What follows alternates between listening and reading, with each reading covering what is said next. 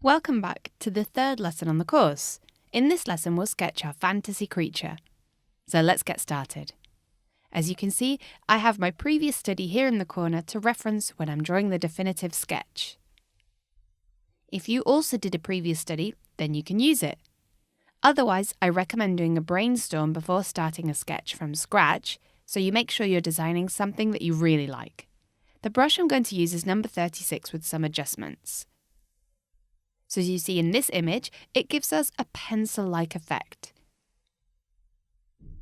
If you don't like this brush, then you can create your own using the default brushes on Photoshop, or you can download one online. Just try out different ideas. Create a new layer where we'll draw the marine creature. You can draw your own creature, or you can copy mine if that's easier for you. Whatever you think is best for you.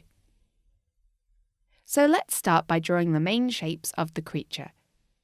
Start as if you were drawing boxes or basic geometric shapes. This way it's easier to understand the main volumes of the character.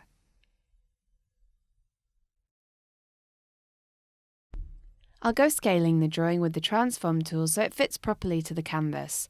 It's important your drawings are blocked well so they can breathe around the edges. Otherwise the sensation might be a bit suffocating for the viewer.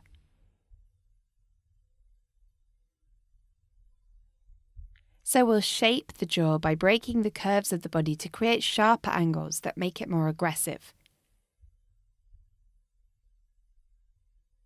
I'll use the small sketch to reference the shape of the teeth and the other structures that I'll place on the jaw and the rest of the body. I'm going to make the teeth enormous, so you can tell it's a dangerous creature, much like a scary deep-sea fish. I'll draw the eyes at the side, quite big, to fit in with the shape.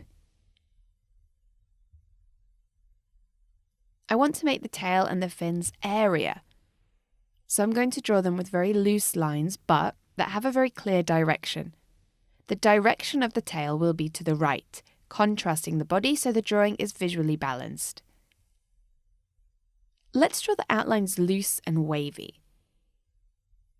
I don't want to make them completely random. Try and make them loose and relaxed, but still tasteful. Use a contrast of straight lines and curves or directions to create nice visual effects.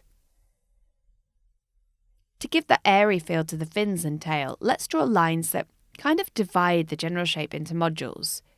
Try and make them make sense, and like I said, loose, but tasteful. In the same way, I'll add some more detail to the tail so the shapes are airy but precise.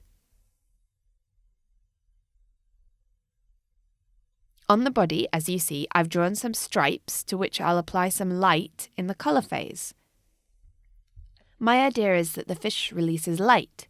We'll see if these things work later on when we apply them.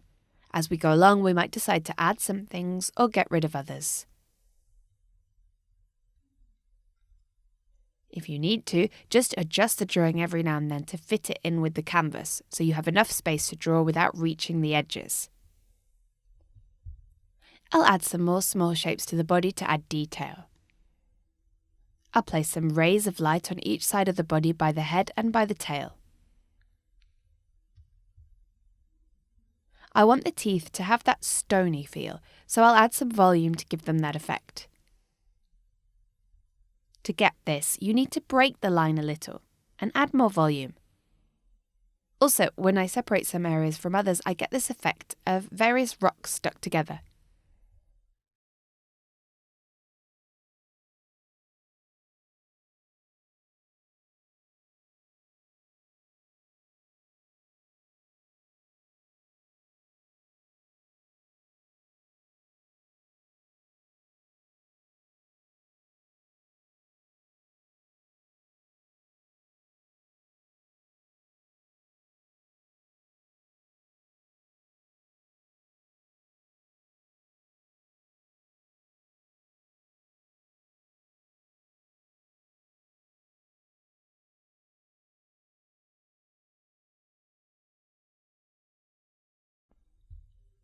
I'll break up the tail and the fins a little by adding some straight and pointy lines to contrast the curves.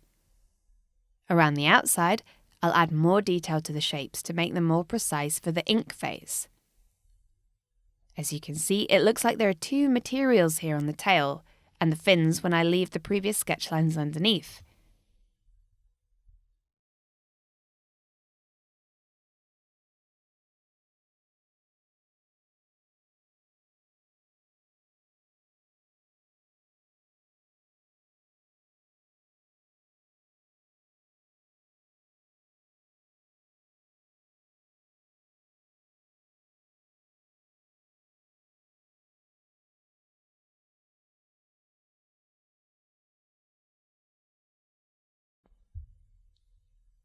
I'll add some more detail to the tail by adding the lines that separate the modules and generate the inner volumes. Remember to relate the lines to the directions that we established on the drawing so they're not completely random.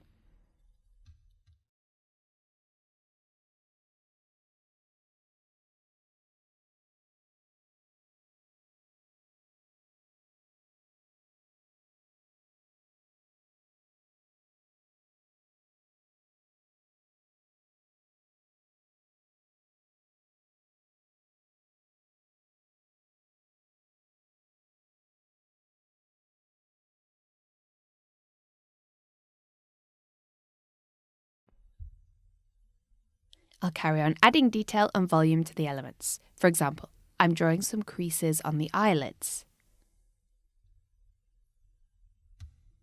Just touch up the elements you think you need to.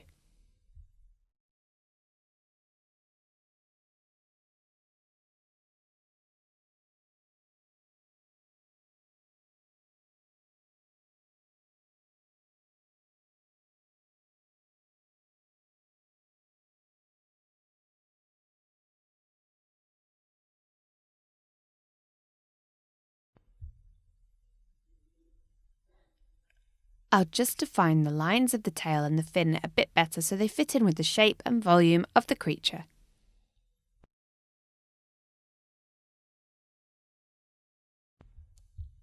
We'll define this effect now of that kind of double fabric on the tail and the fins. Follow the outlines and make the stroke look nice.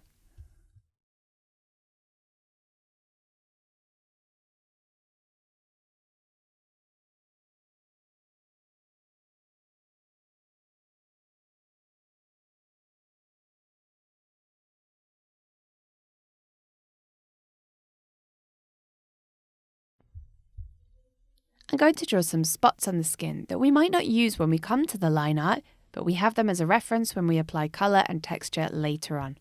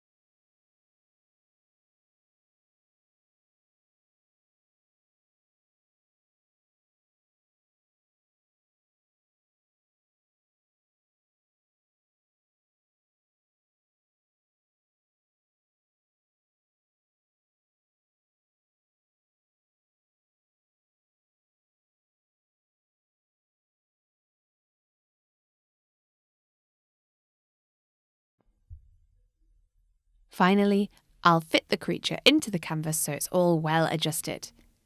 And like that, our creature is finished. So the next step is the line art, which we'll see in the following lesson. So I'll see you there.